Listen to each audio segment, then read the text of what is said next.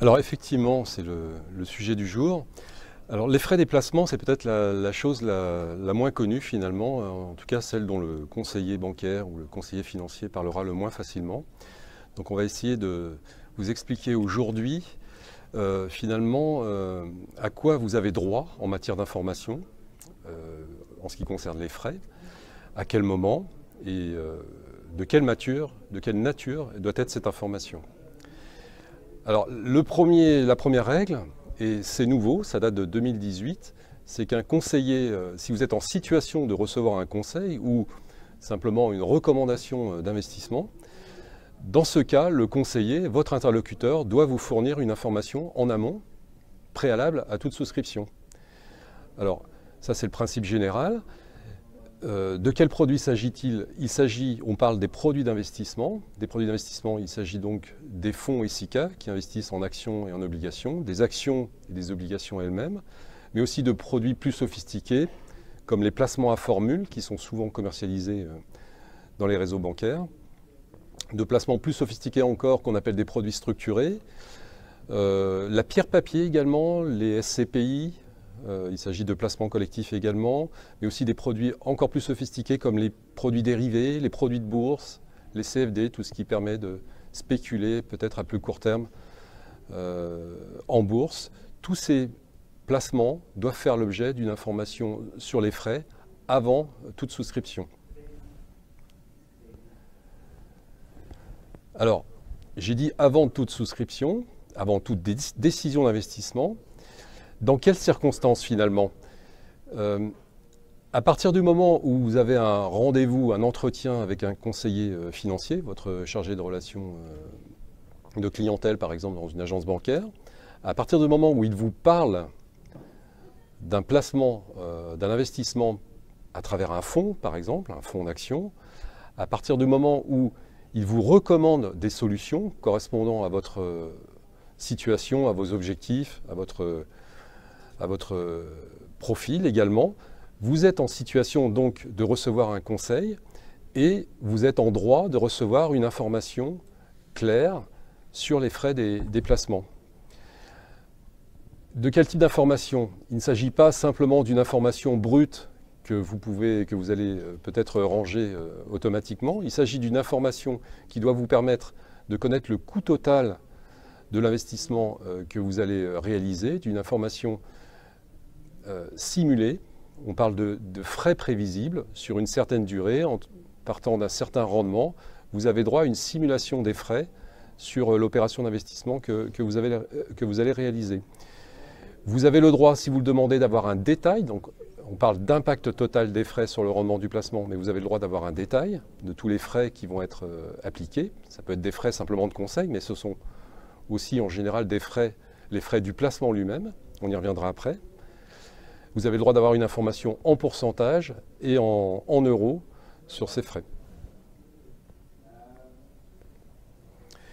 À l'appui de cette information préalable, le conseiller doit, en principe, vous remettre un document d'information clé. Alors, il y a deux types de documents d'information clé. Il y a le document d'information clé pour l'investisseur qui va avec les fonds et les SICAV, les FCP et les SICAV, et un document d'information clé, mais c'est presque le même document, qui, lui, va avec les autres produits d'investissement dont j'ai parlé juste avant. Par exemple, avec les SCPI ou des produits structurés. Dans ce document, vous avez une rubrique qui vous permet d'accéder à l'information détaillée et aux simulations d'impact des frais sur le rendement du placement. Donc, c'est vraiment le document à consulter absolument avant toute décision. Normalement, toute l'information y figure sur le produit. Si vous avez bénéficié d'un conseil, comme je vous le disais juste avant, non seulement vous aurez une information à travers ce document d'information clé sur le produit, mais vous avez une information plus globale qui englobe également différents frais, notamment les frais de conseil, s'il y en a. Autre cas de figure, vous utilisez un service, peut-être sur un site internet, vous avez un compte titre, vous passez des ordres de bourse. Dans ce cas, au moment où, évidemment, et avant de passer un ordre, vous devez avoir une information sur le coût de cet ordre. Alors, tout ce dispositif, ça paraît ça paraît aller de soi, mais à l'AMF, nous réalisons de temps en temps des visites mystères et on a pu constater depuis plusieurs années, à de nombreuses reprises, que cette information préalable sur les frais n'est pas faite suffisamment tôt, n'est pas faite systématiquement. Et donc, normalement, en principe, aujourd'hui, vous avez cette information en amont, exigez-la avant de faire tous vos investissements. Alors, un exemple de document d'information clé, je vous disais juste avant que vous avez accès désormais à des simulations d'impact de frais. Ici, sur ce document, sur ce visuel, vous voyez que l'impact des frais est calculé en euros et en pourcentage sur plusieurs durées d'investissement. C'est la partie du haut. Et en bas, vous avez un détail de tous les frais à l'entrée, ceux qui sont pris chaque année et ceux qui sont pris à la sortie, effectivement, du fonds. On en parlera un petit peu plus tard. Dans le document d'information clé, le détail figure pour tous les frais afférents au produit d'investissement qui vous a été recommandé.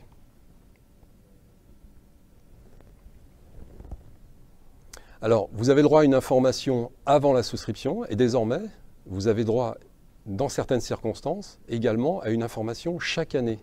Ça, c'est une nouveauté importante. Dans quelles circonstances?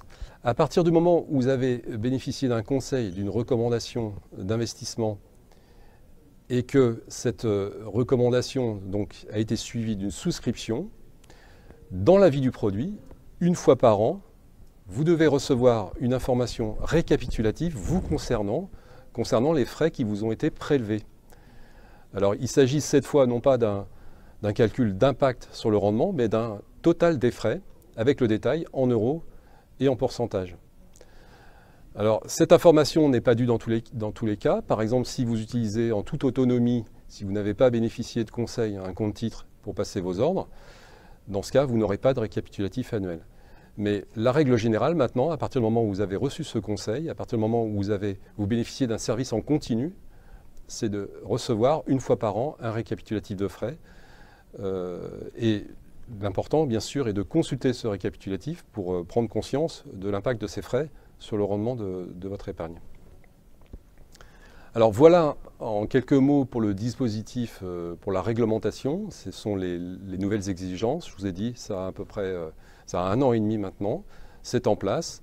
Donc c'est important de connaître cette réglementation. Quand vous êtes face à un conseiller, exigez l'information, il vous la doit. Alors je passe la parole à Florence. On va vous montrer plus concrètement maintenant quels sont les niveaux de frais moyens qui vous sont appliqués selon le type de placement.